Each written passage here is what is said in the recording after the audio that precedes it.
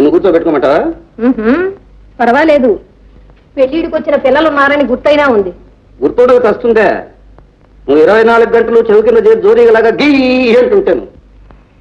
ఈడొచ్చిన పిల్లల్ని ఇంట్లో ఉంచుకోవడం ఎంత కష్టమో నాకు తెలుసు. కష్టమే ఉందే. వాళ్లే ఎవరినో ప్రేమిస్తారా, ప్రేమించిన వాళ్ళని పెళ్లి చేసుకుంటారు. అయ్యో, మీదంతా మరీ విడ్డూరం అండి. అవునవును, ప్రేమించడం తప్పు, ప్రేమించిన వాళ్ళని పెళ్లి చేసుకోవడం అంతకన్నా తప్పు. పెద్దవాళ్ళు వెళ్ళాలి, ఆ ప్రేమ ఫుల్ స్టాప్ పెట్టాలి. వాళ్ళు సెలెక్ట్ చేసుకున్న వాళ్ళని తన్ని తరివేయాలి, వీళ్ళు సెలెక్ట్ చేసుకున్నప్పుడు వాళ్ళు ముందు పెట్టాలి. చెప్పడానికే తందాక వస్తే గాని తెలియదులేండి. ఓహో, ఇంతకు పెద్దమ్మాయికి ఎక్కడైనా సంబంధం చూశారా? చెప్తాం. ఎక్కడా చెప్పనా? చెప్పండి. మన విశ్వనాథం గారు లేరు, వాళ్ళ అబ్బాయి.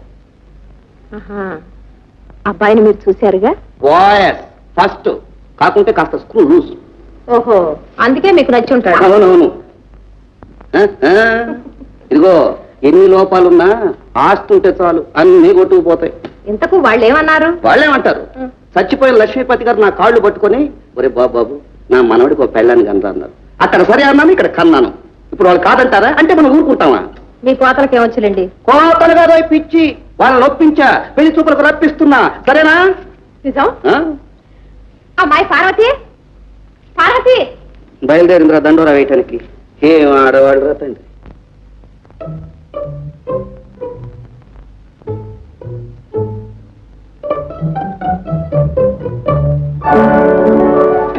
ఏమండో అక్కయ్య గారు, ఇంతసేపు ఉన్నారు?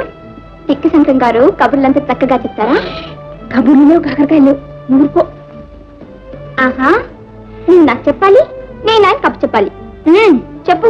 అబ్బబ్బబ్బా, నన్ను విసిగించుకి అసలే మనసులో లేదు. నన్ను వెళ్ళని. ఏ అక్కడే వదిలేసి వచ్చావా?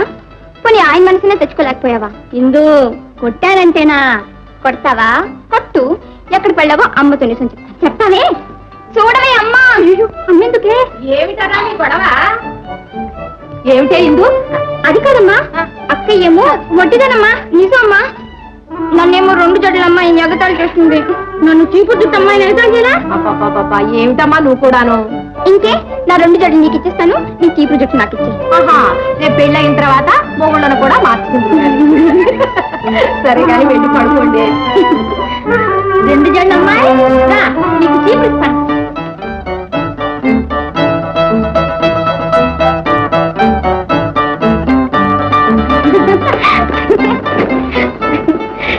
ఇందు, మనిద్దరం కలిసి ఇల్లంతా అల్లరి పెట్టేస్తున్నాం కదే. అందుకని మన ఇద్దరిని వేరు చేస్తున్నారు. వేరు చేయటమా? నీకు పెళ్లి చేసిన నత్వారింట నన్ను పుట్టింటూ ఉంచేస్తారట.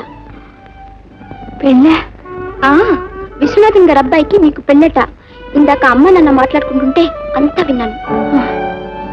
నిజమా ఇందు?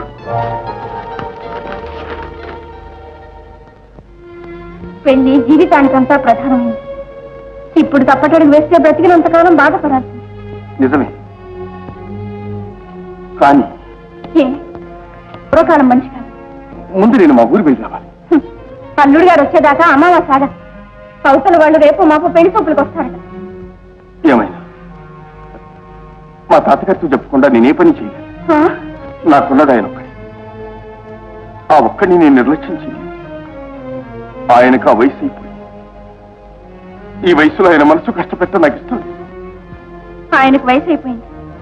ఉన్న వయసు అంతా మనకు ముందే ఉంది.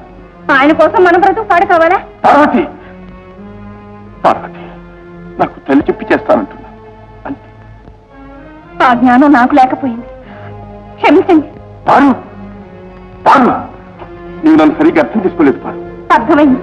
సాధైన ఏది సాధ్యం కాదు. పారు, పారు,